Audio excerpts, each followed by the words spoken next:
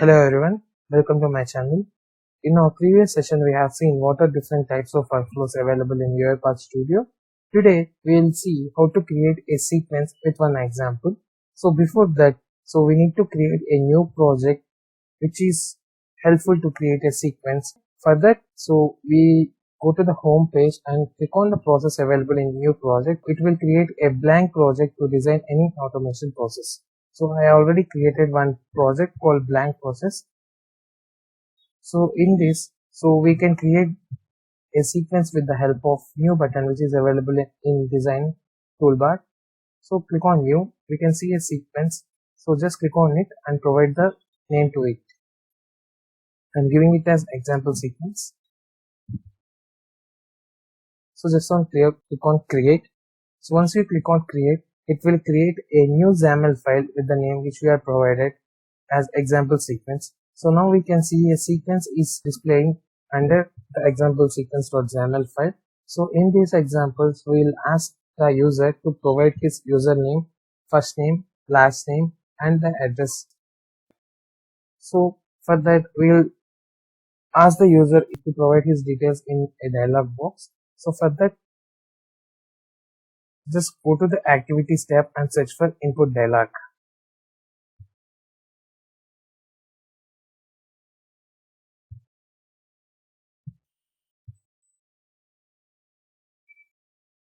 So in the search results, we can see input dialog is available. Just pull it into the sequence.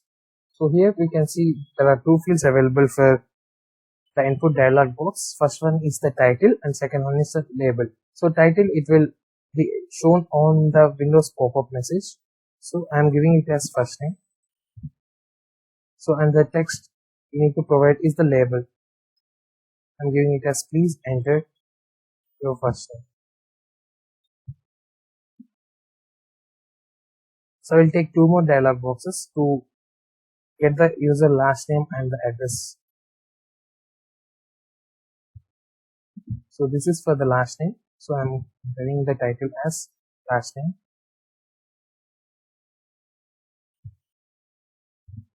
And the label as please enter it.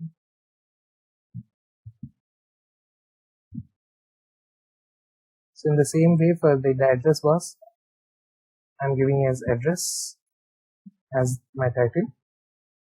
So and inside the label I'm giving please enter your address. Okay. So once we start execution, so this input dialog box, it will show one pop-up message asking the user to enter his first name. So like please enter your name. And so once the execution is completed, all these details will be stored virtually. So for holding this address inputs or the first name or last name inputs, so we need to create some variables. Suppose if you click on each dialog box, in the properties tab, we can see a result field in the output session. So just click on the result field. Now we need to create a variable. Just hit Ctrl K. So we need to give the first name variable, like, and say for example, like I'm giving the first name variable as first name. So this will create a new variable in UiPath. So in input dialog box of last name, the same way, just give Ctrl K in the result session as last name. So you should not give the spaces in between the words of a variable in UiPath. So in the same way in the control.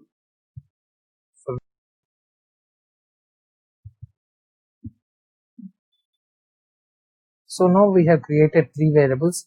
So one for first name, second is for last name, and the third one is for address. So for time being, I'm creating as last name with all small letters with capital one at the beginning. So now we collected the information from the user. So now we need to print the information of user using a message box. So now we need to pull the message box from the activities. So just enter the fields whatever we want to print. Like suppose if I want to print only the first name and last name, so give the variable names as first name followed by the last name of user. So here, if you want to give the space, just use the concatenation operator for printing a space between the two variables, just like what we do in Java or in .NET. So we need to use plus operator for concatenation between two variables or two words. So I'm printing the first name and last name of the user.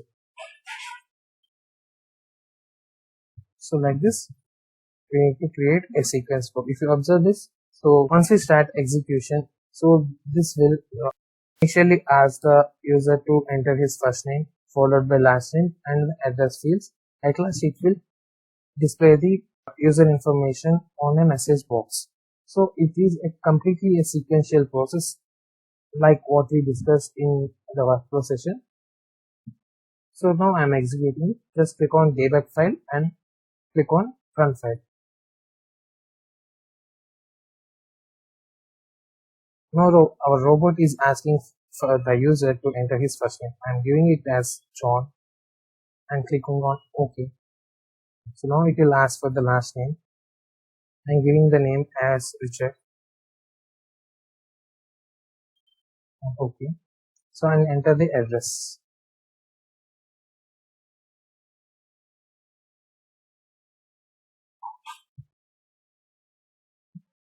So once we click on OK button, now a message box will be opened with the first name and last name of the user. So we can see the first name as John and Richard as the last name, and click on OK. So now the execution will be completed. Suppose if you want to again to display the address of the user, just use the concatenation operator for including the space followed by address. So once you click on run, so again the same flow will execute in sequential manner. First name, last name, and address followed by the address of followed by displaying the whole information of the user. John is my first name. So Richard is my last name. So address is Greenwood Street,